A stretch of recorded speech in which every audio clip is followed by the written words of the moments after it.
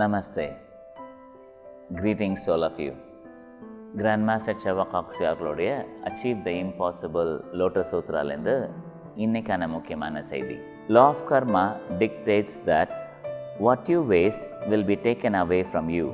வல்லமைக்குள்ள செய்தின்னு எடுத்துக்கிட்டிங்கன்னா இது வல்லமைக்குள்ள செய்தி. உங்கள் வாழ்க்கையை மாற்றக்கூடிய செய்தின்னு எடுத்துக்கிட்டிங்கன்னா அதுக்கான எசன்ஸும் இந்த செய்தியில் உங்களுக்கு இருக்குது. என்ன சொல்கிறாங்க, இதெல்லாம் கர்மாப்படி உங்களுக்கு பிராப்தம் சொல்லி கொடுக்கப்பட்டதோ அதை நீங்கள் வேஸ்ட் பண்ணிங்கன்னா அது உங்கள்கிட்டருந்து பறிக்கப்படும் இல்லை எடுக்கப்படும் அப்படிங்கிறத சொல்லியிருப்பாங்க. இது எல்லா பெரியவங்களும் சொல்லியிருப்பாங்க. குறிப்பாக நாங்கள் சின்ன பிள்ளைங்களாக இருக்கும்போது அப்பா நாங்கள் சாப்பிடும்போது தட்டிலேருந்து எதாவது சிந்திச்சு வச்சுக்கோங்களேன், அந்த ஒரு பருக்கை வெளியில் விழுந்ததுக்கு எங்களுக்கு சத்தம் போடுவாங்க. வேஸ்ட் பண்ணாத, வேஸ்ட் பண்ணனா உனக்கு திரும்பி கிடைக்காது அப்படி சொல்லுவாங்க. சுத்தமாக அந்த நேரத்தில் எங்களுக்கு புரியல. அது எப்படி சில வாட்டி சாதம் மிச்சம் வைப்போம் இல்லையா, தட்டில் ஒரு வாய் 2 வாய் தான் மீதி இருக்கும். அதை வேண்டாம் சொல்ல தோணும், வயிறு ஃபுல்லாகிடுச்சு அப்படி சொல்லுவோம். ஆனால் அப்போ திரும்ப சொல்லுவாங்க, இதை வேஸ்ட் பண்ணனா உனக்கு கிடைக்காது, நீ கஷ்டப்படணும் அப்புறம் அப்படி சொல்லுவாங்க. மாஸ்டர் சொன்ன செய்தியும் எக்ஸாக்ட்லி அதுதான். எது நம்மளுக்கு கர்மாப்படி பிராப்தம் படி கொடுக்கப்பட்டதோ அதை வேஸ்ட் பண்ணோன்னா நம்மளுக்கு கிடைக்காது. பல்வேறு உதாரணங்கள் நான் உங்களுக்கு சொல்கிறேன். சில வாட்டியில் இந்த கைனகாலஜி டிபார்ட்மெண்ட்டில் இருக்கக்கூடிய டாக்டர்ஸு இதை நிறைய பார்த்துருப்பாங்க.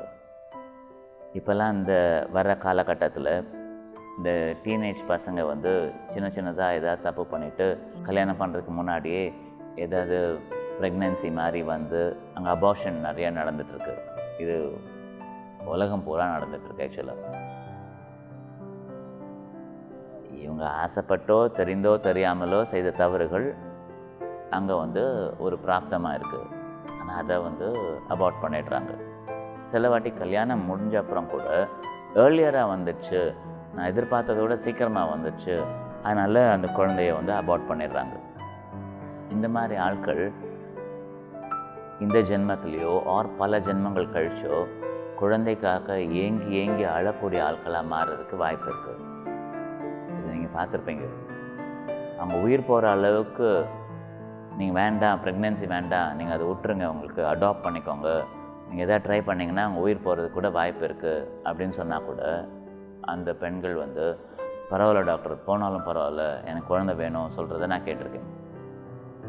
அப்போ நீங்கள் குறித்து வச்சுக்கணும். அது குழந்தை விஷயத்தில் மட்டும் இல்லை, உங்கள் அறிவு சொல்லக்கூடிய ஞானமுள்ள விஷயங்கள் அந்த குருட்டேருந்து வாங்குறீங்கன்னு வச்சுக்கோங்க. சில கிளாஸ் கற்றுருப்போம், படிச்சிருப்போம், ஆனால் அந்த புத்தகத்தையே நம்ம திறந்து பார்த்துருக்க மாட்டோம். சில பேர் இதை பிராணிக்கிளிங்கில் கூட நல்ல நல்ல பாடங்கள் கற்றுக்கிட்டு அதை ஃபுல்லாக பயிற்சி பண்ணாமல் வேஸ்ட் பண்ணுறதையும் பார்த்துருப்போம்.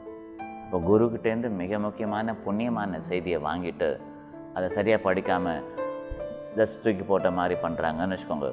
அடுத்த ஜென்மத்தில் குருக்காக இயங்கக்கூடிய நிலைமை வர்றதுக்கு வாய்ப்பு இருக்குது. இந்த ஜென்மத்திலே நான் அதை கேட்டிருக்கேன். நான் சில வாட்டி நம்ம கிளாஸ் எடுக்கும்போது அந்த கிளாஸில் முடிகிற டைமில் சில ஆட்கள் மீட் பண்ணுவாங்க. நான் என்னெல்லாம் தேடிட்டு இருந்தேனோ அது முழுசாக எனக்கு கிடச்சிது சார், 20 வருஷமாக தேடிட்டு இருந்தேன் அப்படி சொல்லுவாங்க.